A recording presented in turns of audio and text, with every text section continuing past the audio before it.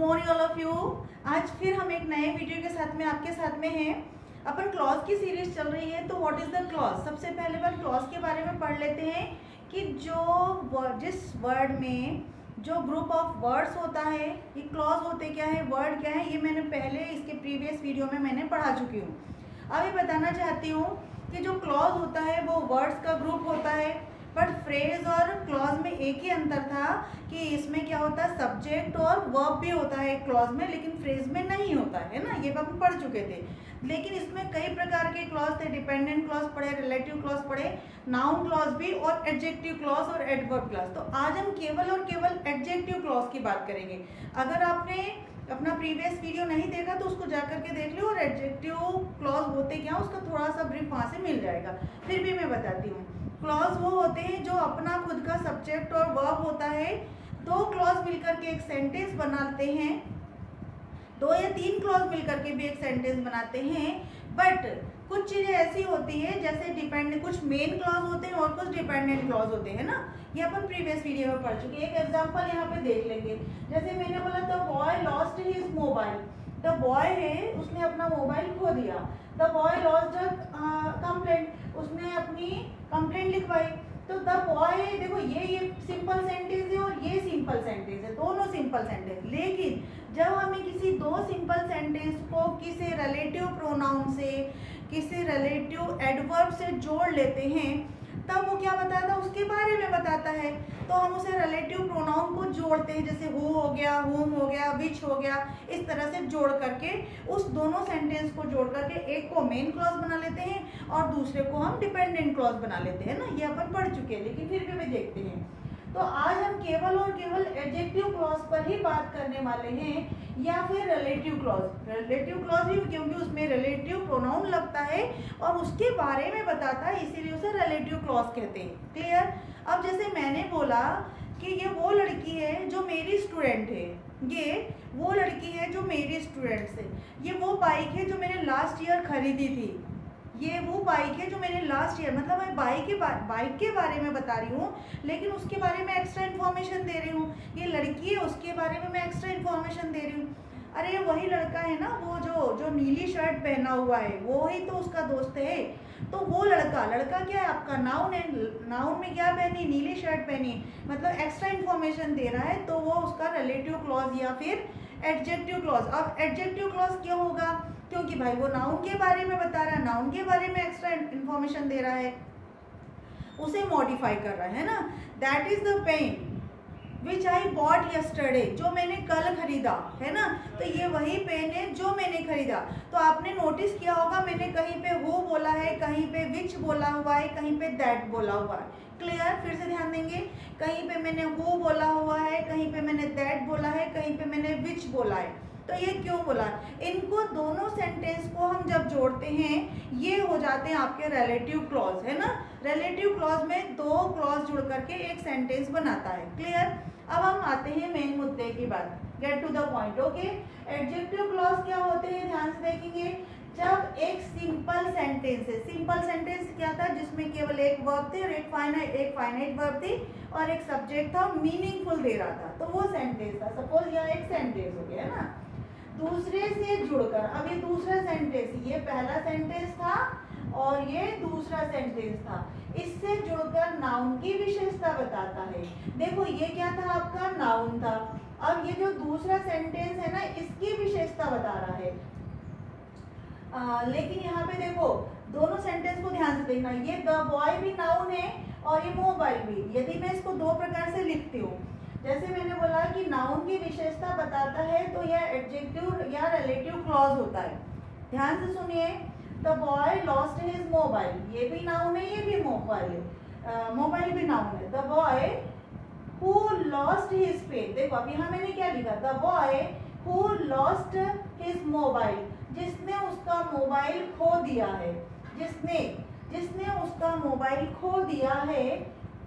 Laws complaint, क्या लिखाता है, complaint लिखाता है। वो यहाँ पे क्या है, जिसने के लिए आया है।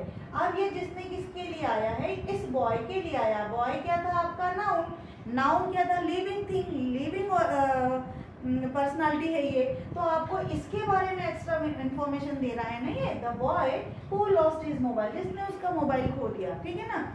तो इसके बारे में दे रहा है, तो ये इसको रिलेट कर रहा है, ये इसको रिलेट कर रहा है, इसलिए ये रिलेटिव क्लॉज हो जाएगा।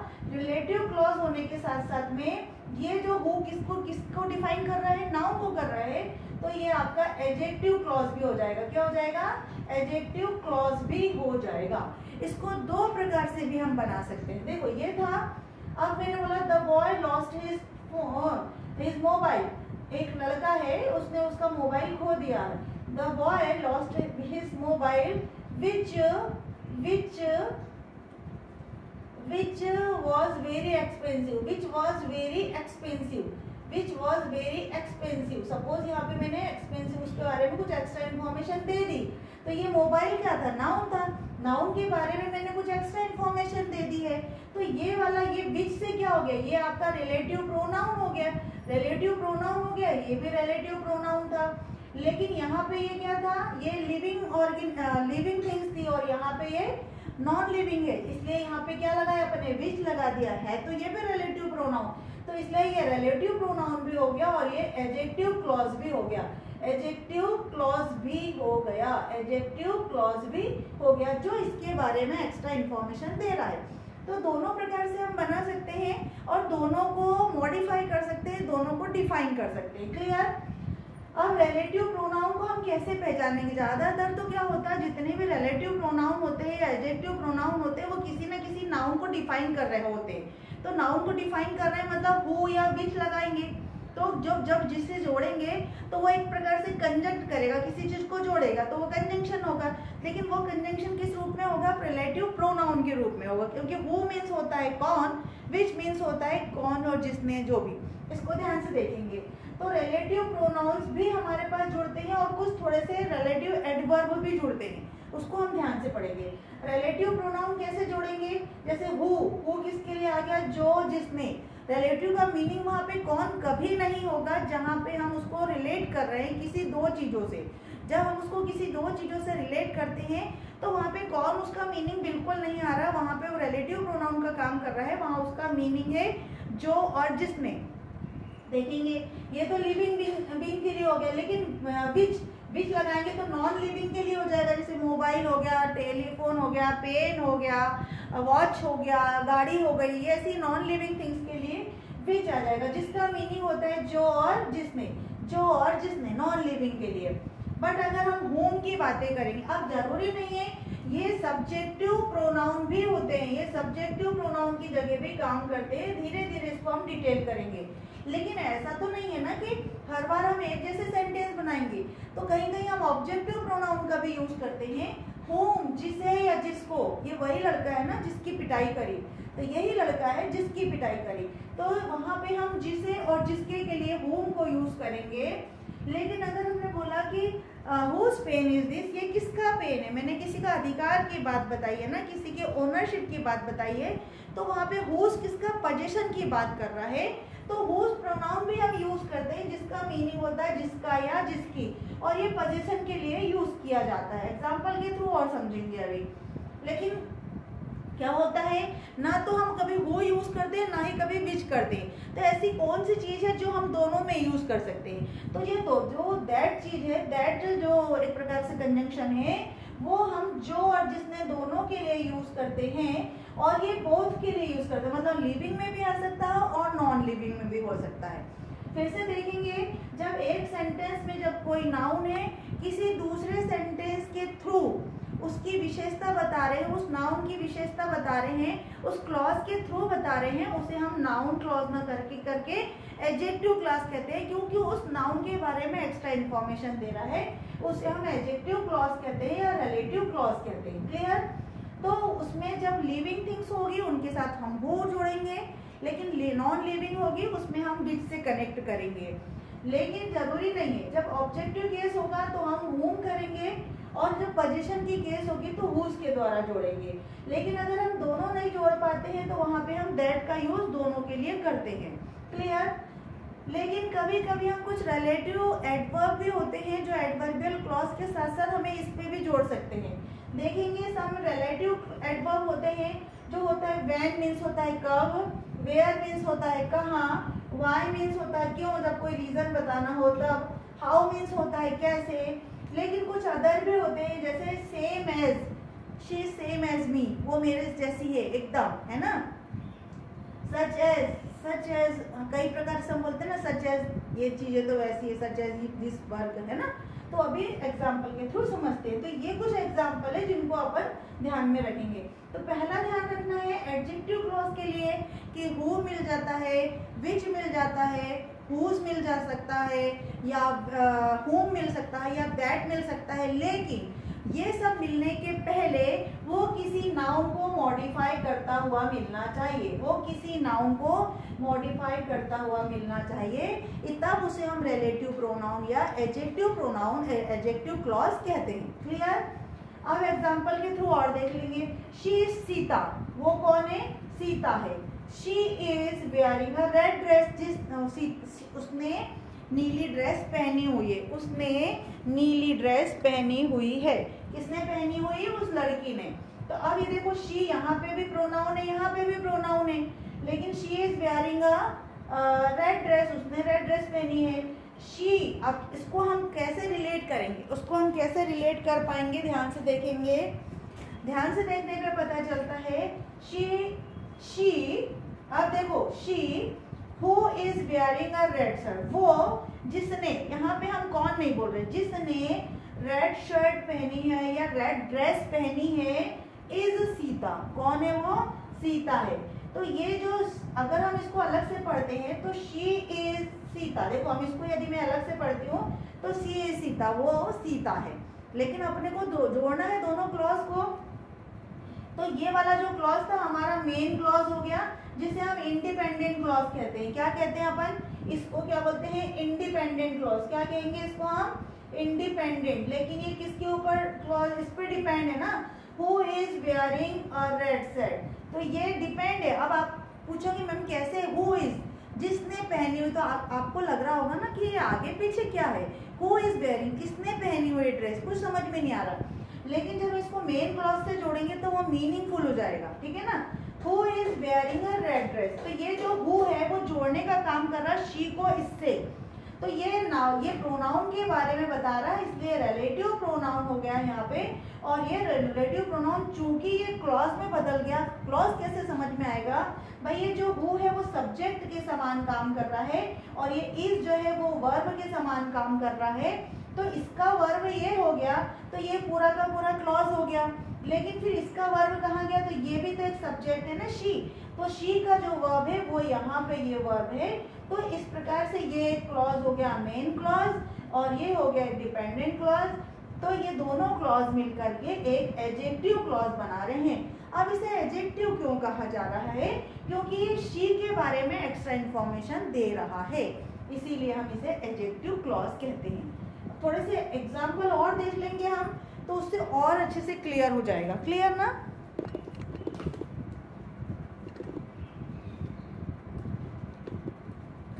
यहाँ पे देखेंगे हम कि the garden has many flowers, garden में बहुत सारे फूल है, ठीक है ना, बहुत सारे फूल है। The garden is in front of, ये एक in front of my house, वो जो गार्डन है वो मेरे घर के सामने है। क्लियर। अब इसे हम कैसे जोड़ेंगे, देखो द गार्डन दोनों जगह आया, इनको दोनों को जोड़ना है। तो द गार्डन, अब चूंकि ये हम इसको नॉन लिविंग में यूज करते हैं ना, तो वैसे हम उसको वैसे यूज करते हैं। तो हम गार्डन को कहेंगे विच क्या लगाएंगे, रिलेटिव प्रोनाउन। क्या है ये, विल, इसके बारे में मॉडिफाई कर रहा है, इस गार्डन के बारे में। तो the garden which is in front of my house, क्या बताया, which is in front of my house, जो मेरे घर के सामने है, जो मेरे घर के सामने। तो ये पूरा का पूरा क्लॉज हो गया, यहाँ से यहाँ तक क्लॉज हो गया। हैज मेनी फ्लावर्स, उसमें बहुत से फ्लावर्स है, उसमें बहुत से फ्लावर्स है। तो फिर इसमें कितने क्लॉज हो गए, दो क्लॉज हो गए। ये गार्डन क्या हो गया, सब्जेक्ट हो गया, और इसकी वर्ब ये हो गई हैज इसकी वर्ब हो गई। तो फिर इसका सब्जेक्ट कहाँ गया, विच क्या हो गया, इसका सब्जेक्ट। क्योंकि अगर हम विच को रिप्लेस करके देखते हैं तो हम गार्डन में तो करेंगे ना, garden is in front of my house, है ना। विच की जगह रख करके देखो ना किसी चीज को, तो गार्डन ही रखेंगे। विच, तो इसका फिर सब्जेक्ट है तो इसका वर्ब कहाँ, ये हो गया। Which is in front of my house has many flowers, तो ये वाला जो क्लॉज है ये रिलेटिव क्लॉज हो गया या एडजेक्टिव क्लॉज। एडजेक्टिव क्लॉज क्यों हो गया, क्योंकि ये गार्डन के बारे में एक्स्ट्रा इन्फॉर्मेशन दे रहा है ना, इसलिए ये एडजेक्टिव क्लॉज हो गया। यहाँ से यहाँ तक के इसका ये पूरा का पूरा मेन क्लॉज हो गया। आपको मैंने बताया है पहले भी कि जो मेन क्लॉज है वो अपने आप में इंडिपेंडेंट होता है, उसको किसी भी सहारे की जरूरत नहीं होती। सर देखेंगे जरा सा, the garden has many flowers, ठीक है ना भाई, गार्डन में बहुत सारे फ्लावर है ना, ये तो बिल्कुल इंडिपेंडेंट है और मेन क्लॉज हो गया।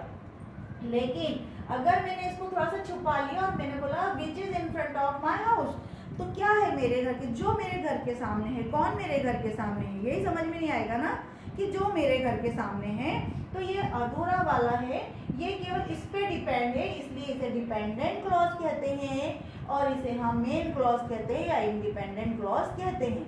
यहाँ हमने विच क्यों लगाया, क्योंकि ये नॉन लिविंग थिंग्स के लिए बात कर रहा है, ठीक है। वहाँ हमने हु के साथ काम किया था। आगे देखेंगे, he is reading in the class. अब देखो यहाँ पे थोड़ा अलग है, he is reading in the class, वो क्लास में पढ़ रहा है, क्लास में पढ़ रहा है। देखो ये फ्रेज आ गया, फ्रेज क्या है, ये भी तो वर्ड होता है ना, वर्ड ग्रुप ऑफ वर्ड्स होता है, तो ये फ्रेज हो गया।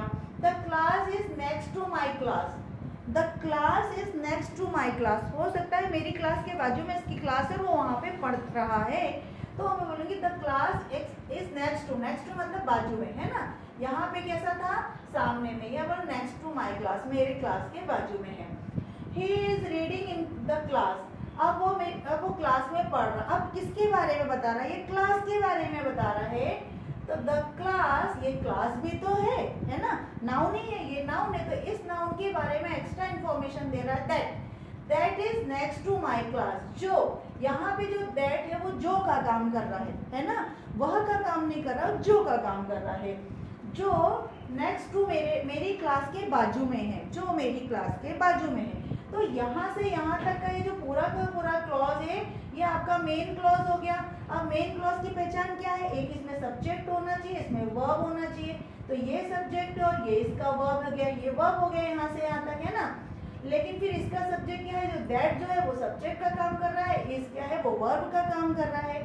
ये दोनों क्लॉज को किसने जोड़ा हुआ, दैट ने जोड़ा हुआ, ये भी तो एक कंजंक्शन है ना, किसने जोड़ा हुआ है, तब इसे हम कहते हैं एडजेक्टिव क्लॉज। किसके बारे में बता रहा है, क्लास के बारे में, एडजेक्टिव क्लॉज या रिलेटिव क्लॉज कहते हैं। तो जहां हम हु और विच दोनों नहीं यूज करते वहां हम दैट यूज कर सकते हैं, करते हैं, है ना। बहुत सारे नियम है, धीरे धीरे चलेंगे तो आगे बढ़ेंगे। The book is very useful, पुस्तक बहुत यूजफुल है ना, जो कोई बुक है, जो स्पेशल कोई बुक है वो बहुत यूजफुल है। The book is lying on the table, वो टेबल पर रखी हुई है, लाइंग मतलब वहां पे रखी हुई है, ठीक है। द बुक, अब हमको इस बुक, ये दोनों कॉमन दिख रहा है, तो इसका मतलब बुक के बारे में कुछ बता रहा है। एग्जाम्पल देखेंगे, the book which is lying on the table, देखो यहाँ पे ध्यान से देखेंगे, which is lying on the chair, तो ये विच किसके लिए काम कर रहा है, इस बुक के लिए काम कर रहा है। बुक क्या है आपका, नाउन है, नाउन के लिए रिलेट कर रहा है, तो ये हो गया रिलेटिव प्रोनाउन हो गया, रिलेटिव प्रोनाउन हो गया, तो ये इसको रिलेट कर रहा है। लेकिन ये विच किसकी जगह काम कर रहा है, सब्जेक्ट की जगह काम कर रहा है, तो जब ये सब्जेक्ट है तो इसका वर्ब कौन सा है, इसका वर्ब ये इज है, इज लाइंग, ये इसका वर्ब हो गया। तो फिर इस सब्जेक्ट का ये भी तो एक क्लॉज होना चाहिए, तो ये इसका सब्जेक्ट है, सब्जेक्ट होने के लिए नाउन या प्रोनाउन होना चाहिए, चलेंगे। तो फिर इसका नाउन का, इसका सब्जेक्ट का वर्ब कहाँ है, ये देखो ये वर्ब दिख रहा है, इसको पढ़ के देख लो, ज्यादा हो रहा होगा तो। The book is very useful, देखो the book is very useful, which is lying on the table, जो टेबल पर पड़ी हुई है या रखी हुई है, अपन ऐसा बोलते हैं ना, रखी हुई है। तो ये दो क्लॉज मिलकर के एक क्लॉज बना रहा है जिसे विच से जोड़ा जा रहा है, इसलिए इसको रिलेटिव क्लॉज या एडजेक्टिव क्लॉज कहते हैं, क्योंकि ये नाउन की भी विशेषता बता रहा है ना। और कई एग्जाम्पल इसके साथ में ही लेकर के मैं आ जाती हूँ, कई होता है, जैसे मैंने कुछ एग्जाम्पल में हिंदी में देने की कोशिश करती हूँ, फिर उसको इंग्लिश में ट्रांसलेट करेंगे।